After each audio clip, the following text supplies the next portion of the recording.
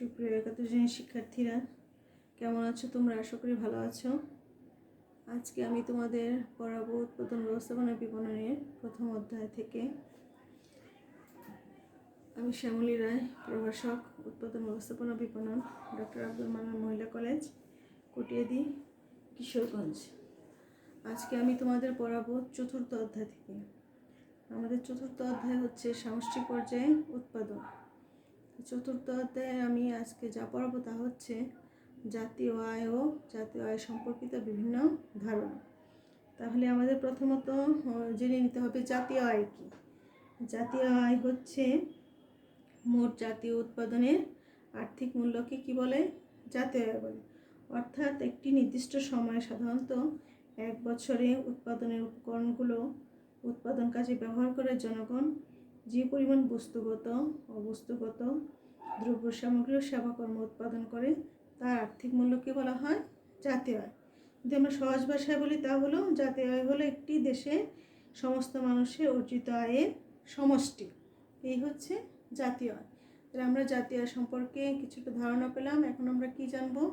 জাতীয় আয় সম্পর্কিত আরও বিভিন্ন যে ধারণাগুলো আছে সেগুলো সম্পর্কে আমরা আজকে জানব।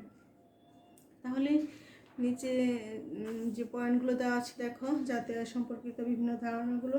সেগুলোর মধ্যে আছে যে মোট জাতীয় উৎপাদন, নির্জাতীয় উৎপাদন, তারপর আছে মোট দেশজ উৎপাদন, ব্যয়যোগ্য আয়, লুকায়িত আয় এবং মাথাপিছু আয়। তাহলে মোট জাতীয় উৎপাদনটা কি আমাদের জানতে হবে। একটি দেশে বা একটি নির্দিষ্ট সময়ে, সাধারণত নির্দিষ্ট সময়টা কি সাধারণত এক বছর, যে কোনো হিসাব সাধারণত মূলত এক বছরের জন্য করা হয়। তাহলে একটি নির্দিষ্ট সময়ে সাধারণত এক বছরে উৎপাদনের উপকরণগুলো সমূহকে কাজে লাগিয়ে একটি দেশের জনগণ যে পরিমাণ বস্তুগত ও অবস্তুগত দ্রব্য সামগ্রী উৎপাদন করে তার সমষ্টিকে বলা হয় মোট জাতীয় উৎপাদন।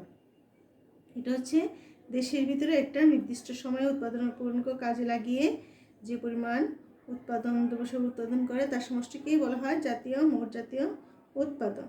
তারপরে কি আছে? নির্জাতীয় উৎপাদন।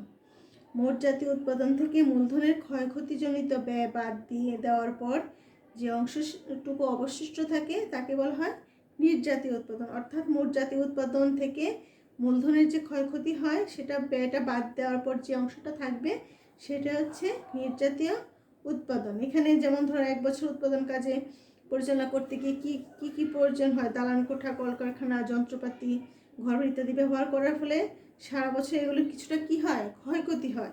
তো সেই ক্ষয়ক্ষতিটা সেখান থেকে মূলধনের ক্ষয়ক্ষতি পূরণ থেকে আলাদা রাখতে হয় এবং সেখান থেকে বাদ দেওয়ার পরে যে এটা আসে সেটা হচ্ছে নির্জাতীয় উৎপাদন।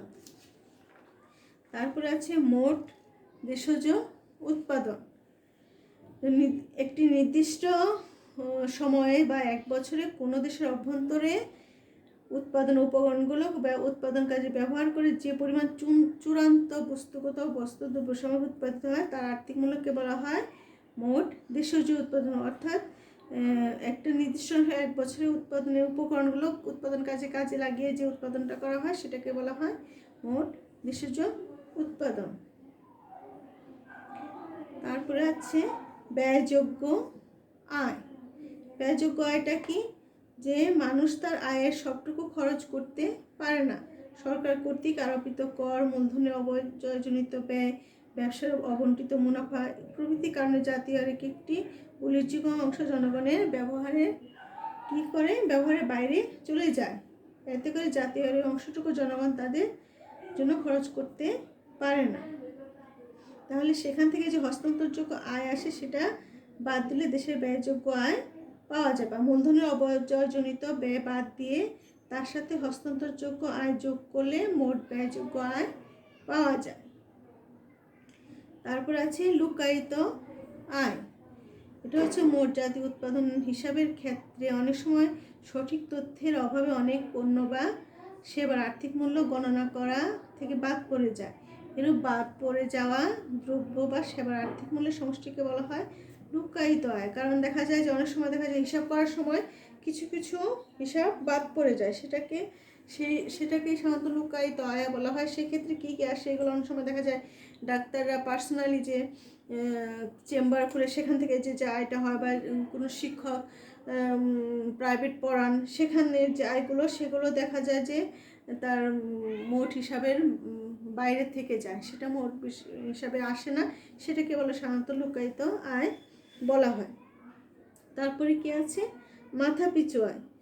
কোনো একটি দেশের মোট জাতীয় আয়কে উক্ত দেশের মোট জনসংখ্যা দিয়ে ভাগ করলেই মাথা পিছু আয় বেরিয়ে যায়। অর্থাৎ একটা দেশের মানুষের জনগণের যে মাথা পিছু আয় কত সেটা বের করতে হলে কী করতে হবে, কোনো একটি দেশের মোট জাতীয় আয় যেটা সেটা আয়কে উক্ত দেশের যে মোট যে জনসংখ্যা সেই জনসংখ্যা দা ভাগ করলে কী হয়ে যাবে, দেশের জনগণের মাথা পিছু আয়টা বেরিয়ে আসবে। অর্থাৎ মোট উৎপাদনকে মোট জনসংখ্যা দিয়ে ভাগ করলে মাথা পিছু আয় বেরিয়ে আসবে। এই হচ্ছে আমাদের জাতীয় সম্পর্কিত ধারণা, এবং এগুলো প্রত্যেকটা ধারণার যে পয়েন্টগুলো আছে প্রত্যেকটা সূত্র আছে, এবং সূত্রগুলো আমরা নেক্সট ক্লাসে আলোচনা করব। সূত্রগুলো তোমাদের দিয়ে দিব, তোমরা বাসায় সেগুলো মুখস্থ করে ফেলবে।